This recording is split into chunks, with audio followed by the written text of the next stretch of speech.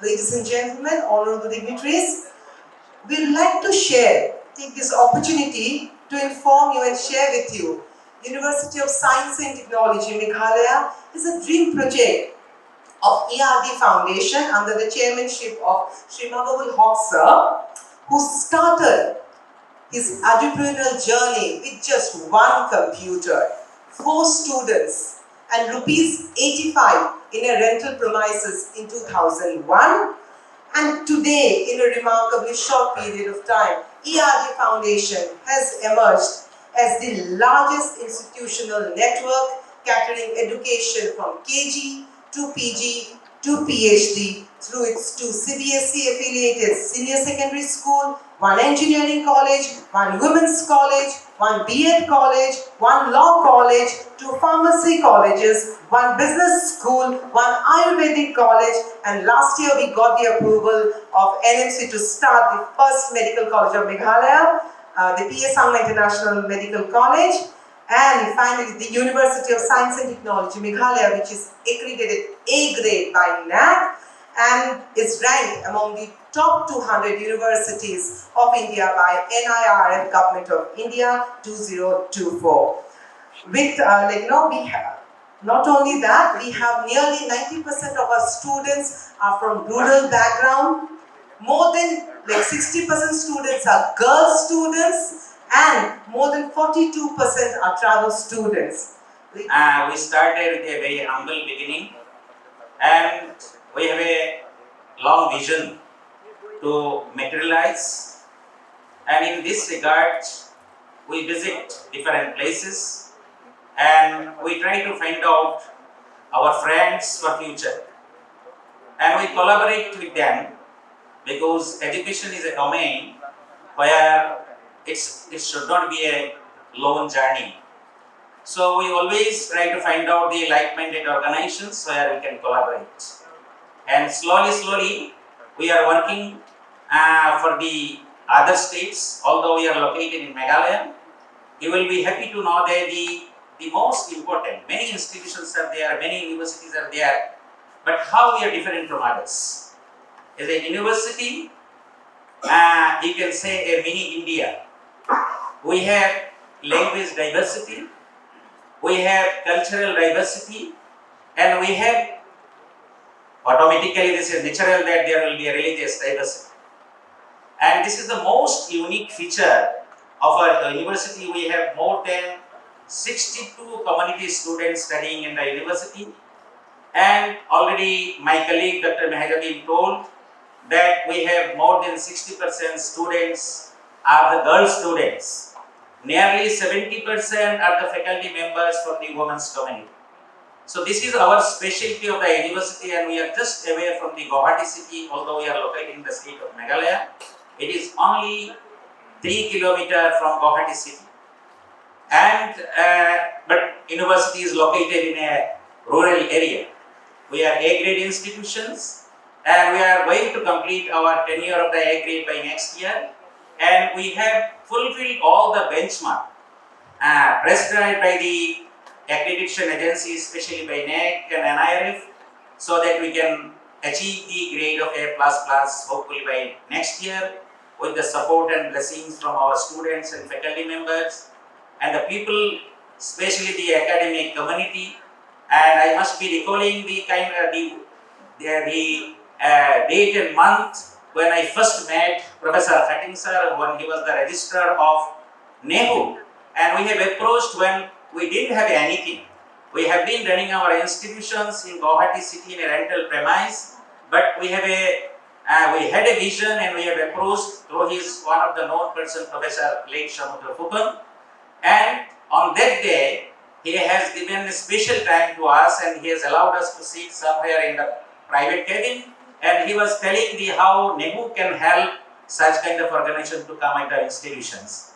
And you will be happy to know that we have started the first engineering college of Northeast in the private sector, which is Regional Institute of Science and Technology, and large number of students from the state of Nagaland, because this was the only option after Government Medical College that we have set up in the state of Meghalaya. And ultimately this USTM is the evolution of this particular engineering college, And I am very happy today that Hating sir is representing another university, and he is talking about that it is a very small institution. We are just trying to gear up with the facilities. And I am assuring today, sir, certainly you have nurtured USTM and will be working with your university, and will see how Livingstone Foundation International School here. I just now want to share about how to go about perhaps in your career pursuit. You might not have decided on what you want to do, or you might be searching for things what you might still not be sure about. But in everything, you have to start from basics or fundamentals. And your school education has given you that fundamentals. You need to keep up on that, keep revising on that, but be consistent in what you do. And if you have difficulties, you have challenges, persevere, keep going, don't quit. Have a positive attitude, in mind, in body, and spirit. Finally, at the end of the day, when we have, before interviews, we conduct a lot of interviews. We came right from your lower post to the highest post, even in civil service positions, we conducted those. We had the exposure there. Finally, we look at attitude. It's not so much knowledge. You might have a lot of knowledge, but if you do not know how to use that positively, the attitude, you might not be able to contribute positively to society. So that is important to have a positive attitude. Yes, you have failings, but if you don't have failings, how do you build up strength? The strength is based on the failings that you have, the challenges you have. Then you become stronger. The National Education Policy 2020 marks a transformative shift in India's education system, aiming to equip students with the skills, knowledge, and mindset required for the 21st century workforce by emphasizing holistic, multidisciplinary learning and flexibility in subject choices. NEP 2020 opens up diverse career opportunities for learners across academic, vocational, and creative domains. The policy promotes skill-based education, integration of technology and industry collaboration, thereby aligning education with the demands of the evolving job market. For this forward-looking approach in education, we have to thank the Committee for Draft National Education Policy, chaired by Dr. K. Kasturi Rangan, former chairman of Indian Space Research Organization and Ministry of Education, Government of India. Now, the primary objective of NEP 2020 is aimed at promoting critical thinking, number one, creativity and problem solving, number two, to ensure equity and inclusion in education, number three, to integrate vocational education and mainstream learning, number four, encourage multilingualism and respect for India's rich cultural diversity, number five, to leverage technology for better teaching and learning outcomes, and number six, to make education more learner-centric rather than exam-centric. So these are the main aims of this National Education Policy 2020, which we are adopting now. I have long left the service, almost 6 years. 2014 I had retired, and by 2020 the NAP had been brought into motion. This NAP based on the basic philosophy of Gyan, Pragya and truth, Satya. Knowledge, wisdom and truth. These are the basic principles on which the NEP has been set. And it encompasses the basic principles of access, to education, equity in education and quality, leading to basically career development and skill development, leaving the old concept of vocational training a little far behind, but encompassing that. And this is basically a structural change in the educational system of India, apart from, a long march away from the colonial system. We have been going, India has been going through the colonial system for many years, looking only for white-collar jobs. White-collar means people who sit in the office, and that's why even till today, Naga boys and girls are still having our aims and ambitions set on government jobs. And that is why we call it the white-collar, the sitting on the offices. Now, this is a total shift and change of the educational system so that people get opportunity to work and to study and to be prepared for self-employment and generating self according to your own competence.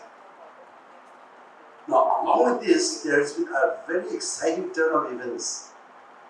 Suddenly, India's economy is exploding. It's burgeoning, it's just not growth.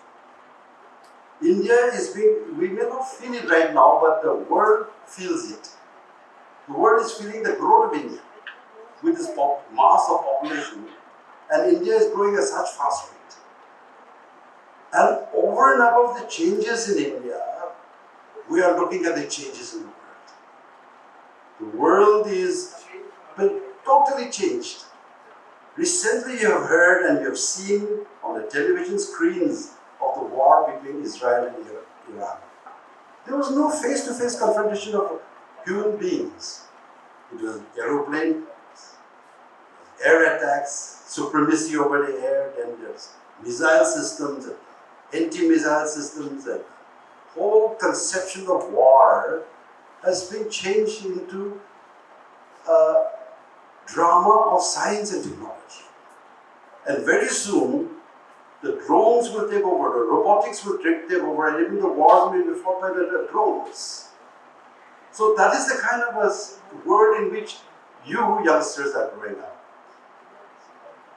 And in the middle of that, India is coping with that by bringing about new education policies since the 2020. So we should be very, very grateful that our leaders in the country and our thinkers and our people who are thinking deeply are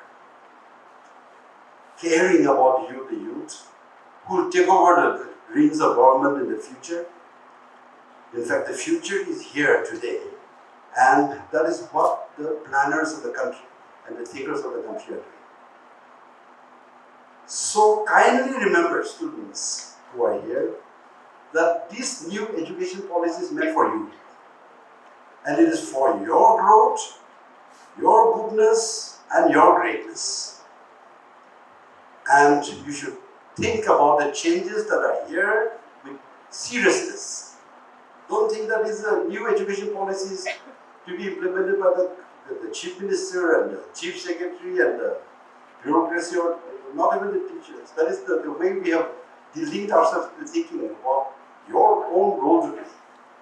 So the new education policy actually is meant for the youngsters to be aware of what they are and be able to move along and to improve themselves. So these are the career opportunities which is being spoken of in the... I just wanted to show a small video clip. Mukhtar, can we have the clip please? What is success? I mean, it's in Hindi. I hope people can understand Hindi a little bit. किसी महापुरुष ने कहा है कि कामयाब होने के लिए नहीं, काबिल होने के लिए पढ़ो। सक्सेस के पीछे मत भागो, एक्सेलेंस का पीछा करो। सक्सेस झक मार के तुम्हारे पीछे आएगी। So what he was saying, it was very nice movie. I think a lot of us had watched this movie. So when we run behind success, just scoring marks, and many of us we sometimes forget the essence of learning the skills, learning the knowledge while studying, and just run after the marks. And when we don't realize that later when we proceed in our educational journeys, in our job, careers, we realize that, somewhere we missed picking up few things in the euphoria to score big marks. Okay, so I think that's important. Why that's important to be competitive, to score high, doesn't demean the achievements at all. But at the same time, what's more important is picking up those knowledges, while studying, because that's what is going to be with us. My percentages, my what we call achievements of salary or whatever, it doesn't actually stay for long. I'm just putting it very, very upfront to you. What stays is whatever I have consumed and absorbed in my mind and the brain while walking the life. I think some of you will agree to that. Okay, so with that, I'll just start my presentation. Mr. Can you please take your slides? So I call it counseling. So what I am going to just show you, these things are all available on the Google, Internet, or the Bing, whatever you use the search engine. But it is all available. You can all find it out yourself. And I know the students today are much more smarter than what we are actually in terms of technology. So I don't need to preach that. What I'm going to only tell you is how to go about it and what exactly to look for. Okay. Now, I believe one thing, long back, I think it dates back to somewhere around 1991, 92. I visited an office and there was a saying written on the desk of the official whom I visited.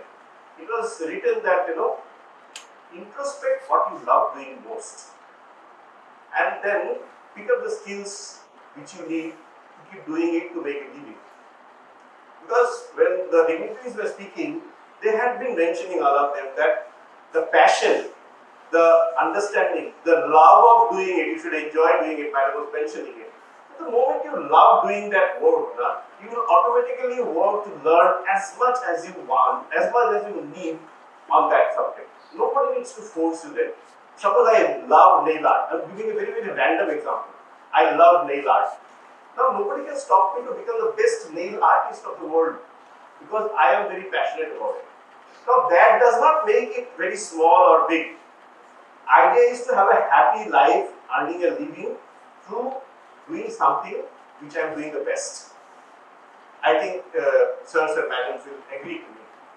So I will leave you guys and girls with this thought. When you come and face your career, today you are in a junction of your life where you need to decide which path to walk. Okay? So before you decide, don't get influenced by your mother, your father, your faculty, no one. Just hear yourself. Okay, introspect, hear yourself, know yourself. Do some research on yourself and see what you love doing most. I'm sure there will be so many things which you'll be passionate about. Then you come up with information which is amply available on the internet. See how you can achieve that. What are the job opportunities? What are the skill opportunities to gather those skills? Are there any official mediums which will give you those skills which you are passionate about doing? Okay. Then judiciously you decide which one you want to pursue. Then you can discuss with your parents, your guardians, your friends, just to see how exactly the world also feels about it. Because at the end of the day, we all have to survive in this world only, right? So please go ahead.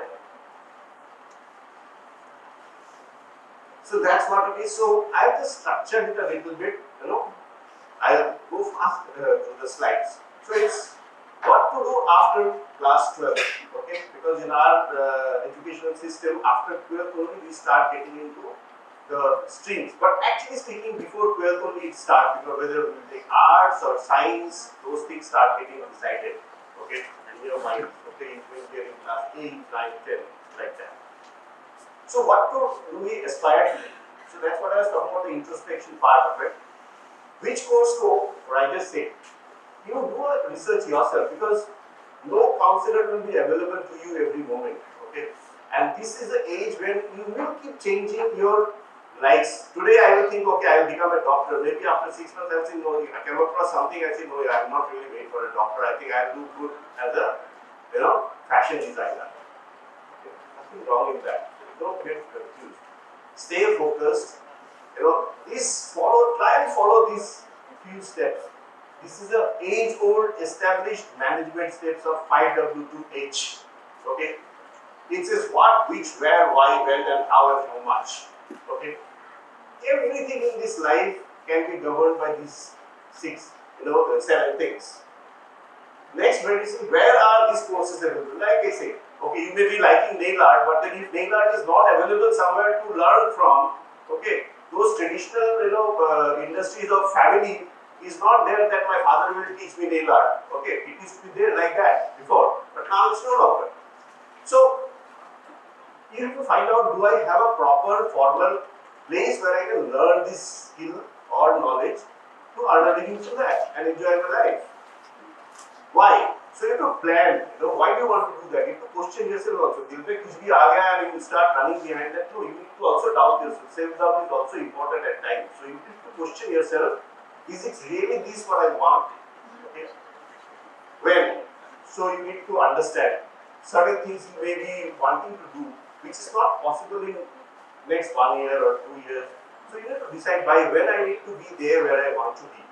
And this especially will be more important when you get into the job, the career, okay?